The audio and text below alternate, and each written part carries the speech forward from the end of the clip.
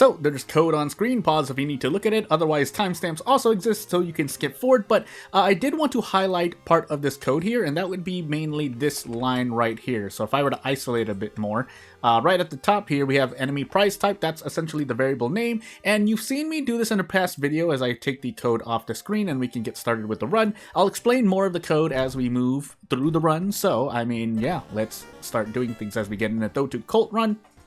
And I will explain in a moment. And to portray this, I will be showing you Nurse Miku again, so as we go into this, yeah, I'll explain everything later. There's a lot, I'll probably also tangent into things I'm doing in real life here and there, but I forgot, I'm just going to say cult, actually, and let's get into Thotu cult and Nurse Miku. So, the most important thing to note is that we're testing out, and I've tested things out earlier. In fact, I failed the recording because for some reason, I missed something. But as we get knowledge, dexterity, light, second encounter, Takushisan, and maybe a charisma check. Basically, the type of enemy that you fight and defeat will determine whether, what item you get afterward that is going to drop based on you, in this case, a weapon. But I will give credit where credit is due because it's blatantly obvious with the suit or the code I showed you earlier.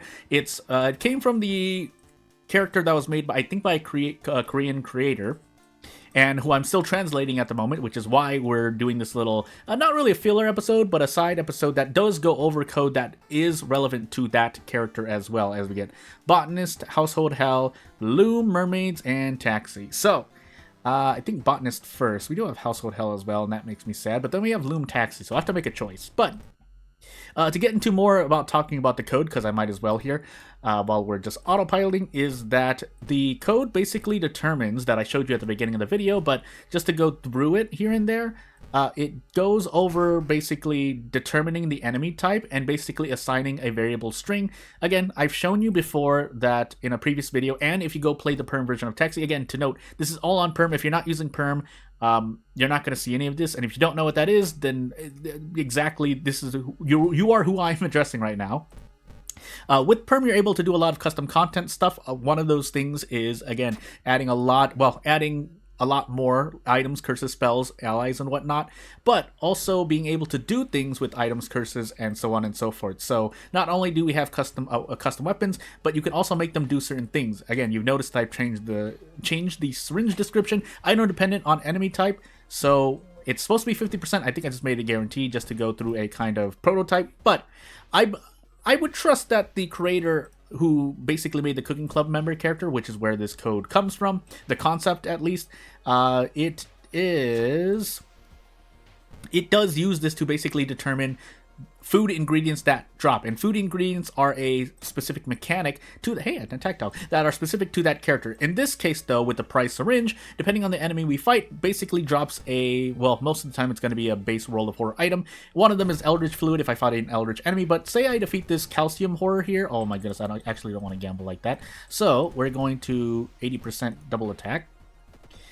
And man, 80% isn't real. Don't 4% me. Okay, I was about to say. So yeah, because I fought the beast or certain other enemies, I got a bottle of sludge which I can use to throw. Now this is really powerful, but obviously obviously the bottle of sludge is powerful, and if you don't know the reason why, 7 damage to throw is a lot. But if you want base advice as we tangent for a moment, don't throw anything at Shiro-san, just run away unless you're doing very specific things, whether you're grabbing the flamethrower and getting any A, or you're doing anything else really. But for the price syringe, again, based on the enemy, so in this case it's a plant, I think I get corpse dust if this counts as defeating the enemy. Fuel. But I don't know why I made plant enemies drop fuel, but you get the point. Plant enemies drop something specific, or can drop something specific. Human enemies drop something specific. Vampire enemies drop, I think, a mummified heart, if not corpse dust, so on and so forth. This is how essentially the Cooking Club member also works. You get food ingredients. I think they're guaranteed. The one extra detail that happens with the Cooking Club member character, I'm going to keep calling her that for now, just to kind of leave it vague, but you see me play the non-perm version of her, but the perm version of her, I don't know. Because I was just busy translating and not really putting the design and testing things out. But there is a weapon that basically drops food ingredients for you. If it's guaranteed, then it makes sense. If it's not guaranteed, then boy, oh boy, is there a lot of RNG. That's my kind of critical brain thinking.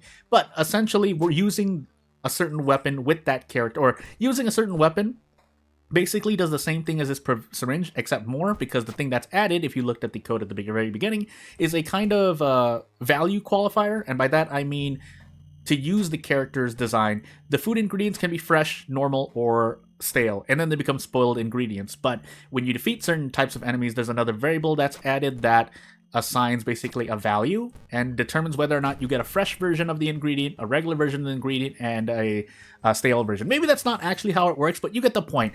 This all helps determine what kind of items that drop. So basically, it's another detail that can be added when you are dropping items for people. And essentially, it can come down to RNG. So if I wanted to make the syringe drop other things, so say I'm fighting a human enemy, I can make it drop a bottle of blood, but maybe there's a chance that it's just an empty bottle instead, for whatever reason. Again, I'm just throwing names out there just to get through this, because I'm also focusing on not losing this encounter. I know it's 1 stamina, but it's still 1 stamina. 50-50, by the way.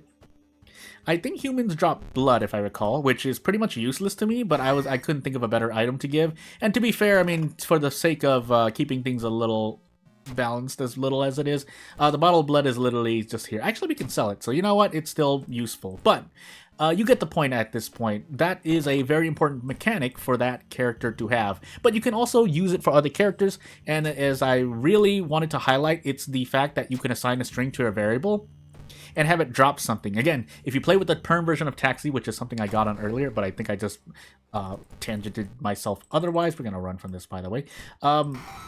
Yeah, in Taxi, you saw a variable version of it, where basically text calls a variable. In one of my earlier videos, I don't remember the exact situation, but basically I showed you the dice roll that you rolled in variable format. That way it shows you what you rolled out of a certain number. So basically I said something, something, something, X out of 10, where X is the roll that you made. But you can also apply this with string variables. And if you don't know what I'm talking about here as a programmer, basically strings are words and letters, and variables are number variables. When I mention it that way, are numbers. So in this case, the number here would be the amount of ammo you have up at the top of the screen here, among other things. But if you wanted to say something in the message chat, then you can also call variables in number format. But in this case, with the prize syringe and with the Cooking Club member character with the item, they call upon a string, which is essentially the item that drops.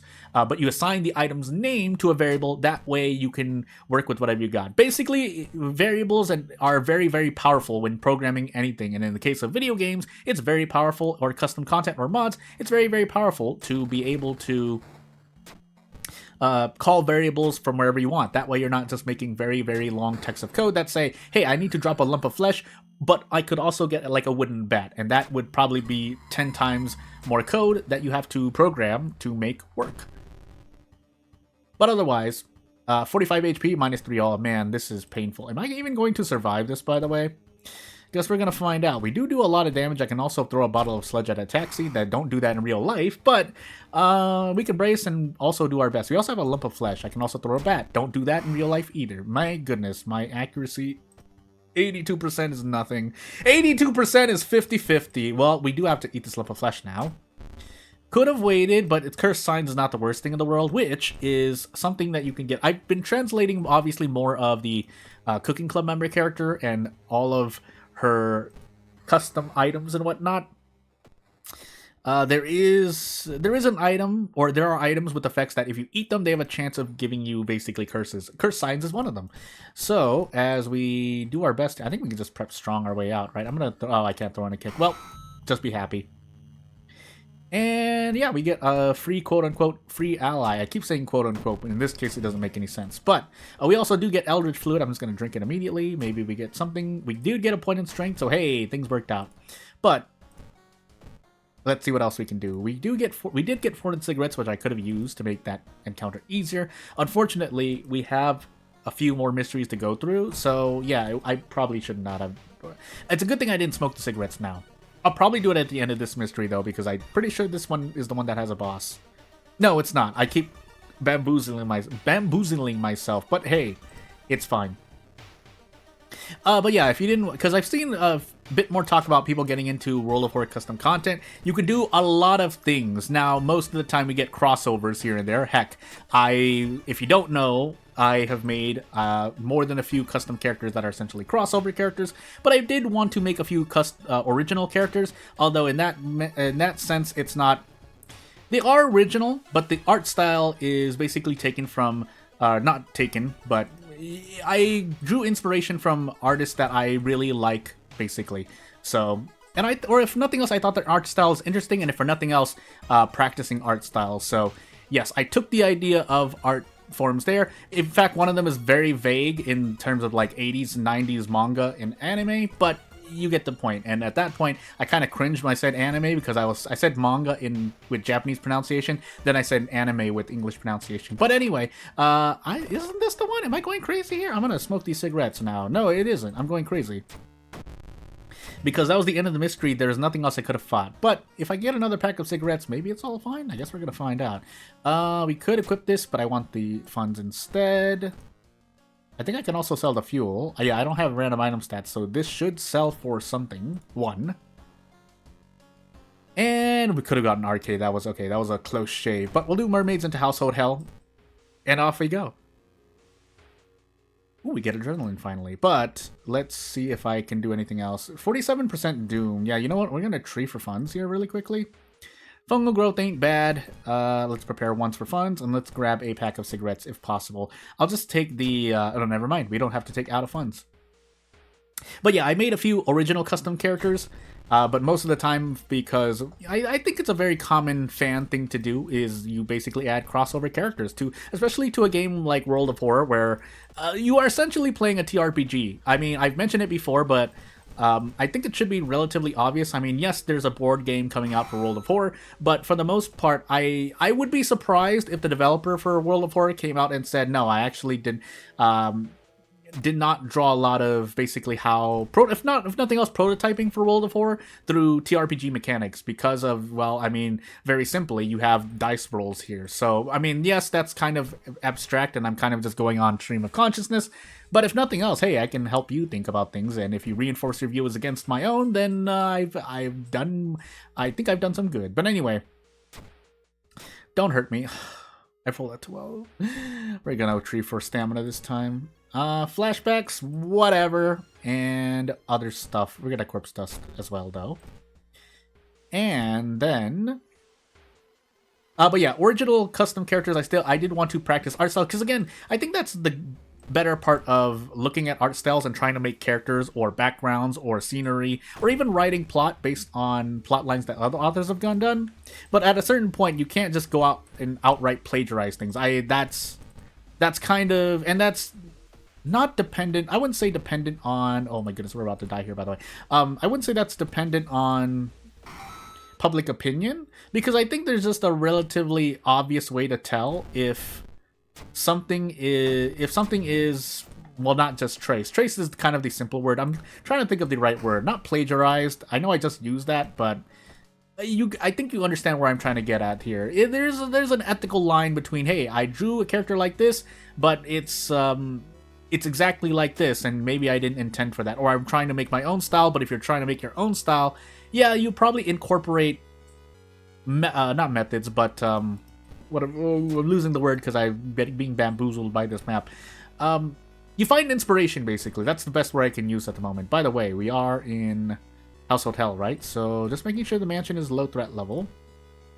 Otherwise, let's take stamina here. Don't think there's anything else, yeah.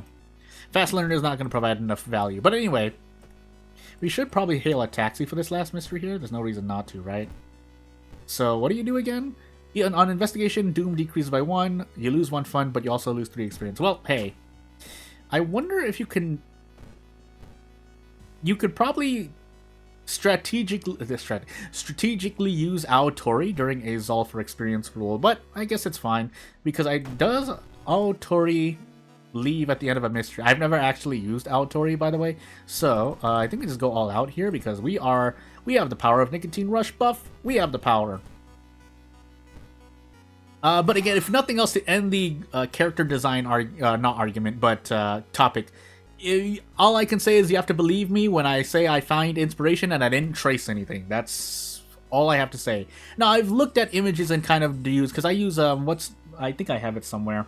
Maybe I don't have it here. Well, Is it here? Nope, I can't find it. Well, there are basically programs that basically allow you to reference things easier, but if it's on the same monitor, it's a bit tricky. I think some of you might know this program, but all I can say is, or all I can remember saying is that it involves referencing things. So, yeah, you basically toss images on into this program, and you use it as a reference board as you work on your own artwork, whether it's pixel art or maybe you're designing something, so on and so forth. But anyway, I have a lot of Eldritch Fluid, by the way. I think this actually does damage, right? Oh, it does 7 damage. Okay, that's actually quite a lot. I don't know why I've done this to myself. Do we actually get out here? No. Goodness gracious. Ghost encounters, and primarily Rumu Ghost. I could attack dog this. Do we pray? Oh my goodness, it only did 1 damage. Well, I guess we offering. Can we do 2? No, we can't. Oh, ghost encounters are so much painful. Okay, so moving into another topic, because well, to end it all, end the custom character thing. Oh my goodness, back-to-back encounters. I don't. Oh, no, we're gonna fight this. If you have any questions, basically, you'll feel free to ask. I can't guarantee that I'll get back in a timely manner because I could be doing other stuff, but I will try to answer. But that being said, to go into more World of Horror topics, so I hear it's coming along. We do get messages from the developer. I mean, we've probably gotten 10 times the amount of posts from the developer in the Discord server than we have in the past 8 months beforehand.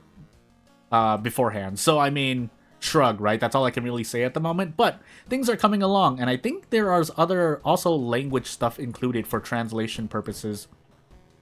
But again, don't quote me on that. Just go out for yourself and look at it. But otherwise, we have 10 strength. Do we have enough for this?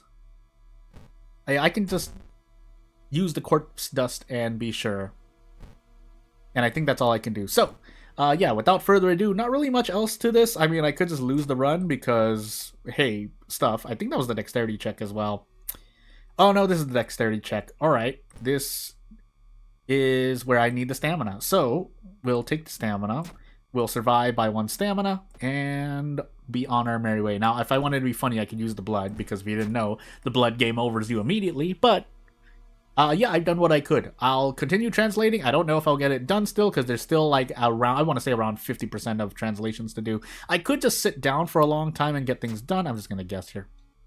We have the doom. We have the power.